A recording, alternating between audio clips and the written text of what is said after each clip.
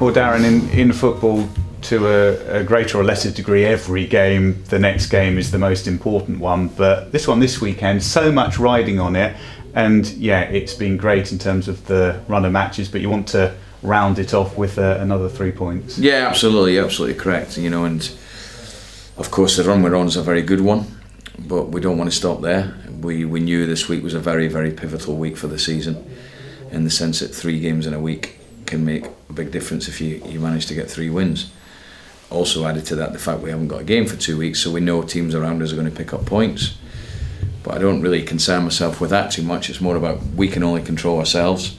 So yeah, Saturday's another big game. We want to round the week off with another win, and that's very much the mindset. We're going to go there and try and win the game. Yeah, you want to put yourself in that best possible position so that when you're watching the games over the next couple of weeks, no regrets whatsoever. Yeah, absolutely. And also the fact that, to finish the week off and before the break with another win, we'll go away from that, think, okay, we can freshen the players up now, which I will be doing, and then when we come back, we've got 11 games left. So I think Saturday's a big game, because if we can get that win and then we manage to get players into a freshness into them at a really crucial part of the season, which you don't normally get, I think it's possibly going to come at the right time for us. Yeah, a case of really using that to your advantage. With Fleetwood, another side with aspirations of their own going well.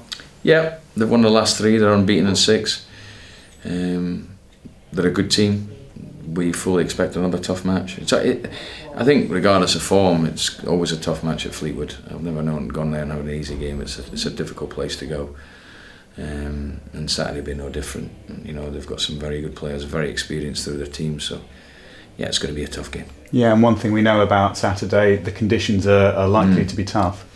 Yeah, I believe so. The wind's going to get up. It can be the case there, but both teams will have to just get on with it, because both teams will try and play. We'll just have to crack on with it.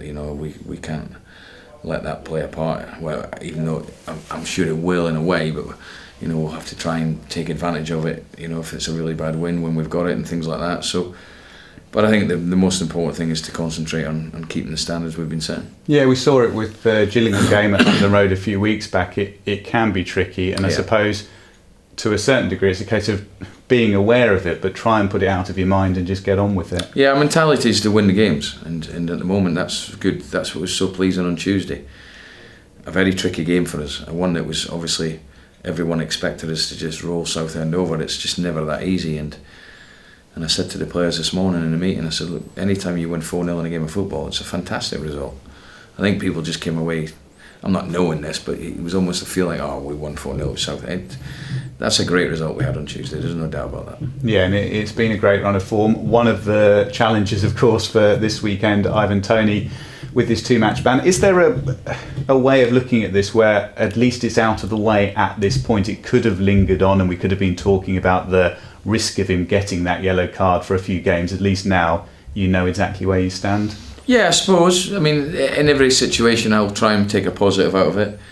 And the positive for me was, Mo came on Saturday and Tuesday and looked fresh. He is fresh, mentally, physically. Got a great reception off the fans, give him a bit of confidence. And the boy's a good player, and he's a natural goal scorer. So, I've got him, I've got Ricky, I've got others that can play it up there. I could change formations. I've got really good options, but that's, we have to get on with the fact that Ivan's not in the team, and we can still find a way of winning a game without Ivan. I've no doubt about that whatsoever. So we'll have to find a way, and we'll have to be not different, but obviously I would imagine Fleetwood look at us and think, well, it's a big bonus for them, Ivan not playing, but then again Evans is missing for them, so it's sort of cancelled each other out.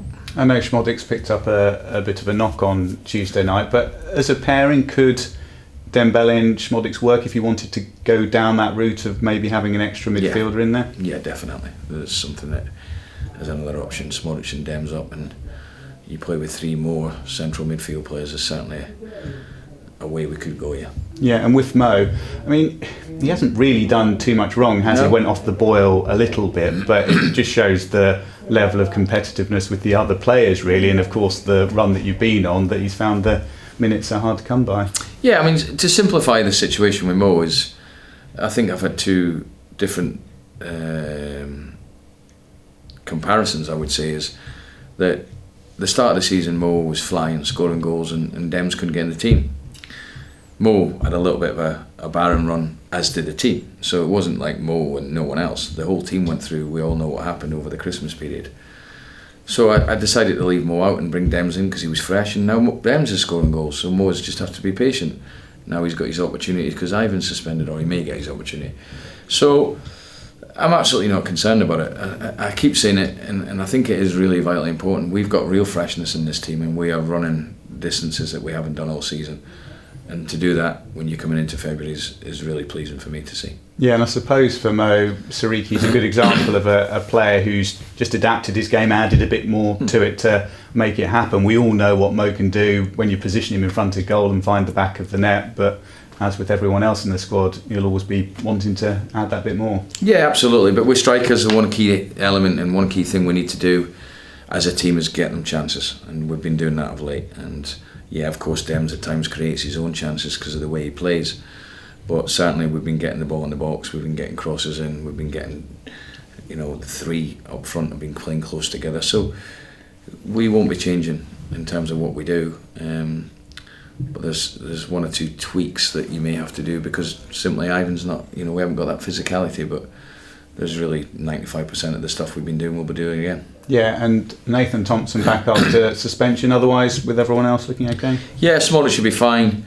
Tom would train today, he's fine. So, touch wood, we go into the game with, and Idris now can be involved as well, Idris Kanu. So, we go into the game with a fully fit squad, really. Yeah, good timing for him, really, with Tony being out, because at the very least, depending on fitness, that's a good option to have on the bench, because we've seen the versatility and how he can do a number of different things. Yeah, he's a very good option. He can play in so many different positions. So I'm pleased that he's back. He's trained well. He looks ready. Physically, he's ready. And another one that hasn't played much football. You've also got, Serhat that can be a really good option for us. I know he's not been involved of late, but all these players have got freshness to them, and can play in positions that I want them to. Yeah, and you've touched upon it in terms of working on the freshness, but best case scenario, you win at the weekend, then you've got the 2-week break. If you use that effectively, then you can just treat that final part of the season almost as a season in its own right. Absolutely. We can treat the last 11 games in isolation, and we'll still work them hard in training, but obviously it's a good opportunity to get freshness into them, because really at this stage of the season, I think mentally and physically it comes at the right time.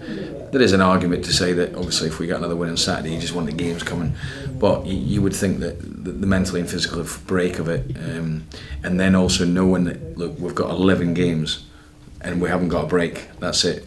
For those 11 games, and a lot of those through the whole of March is Saturday, we can really have a go at these games and just do what we've been doing, really.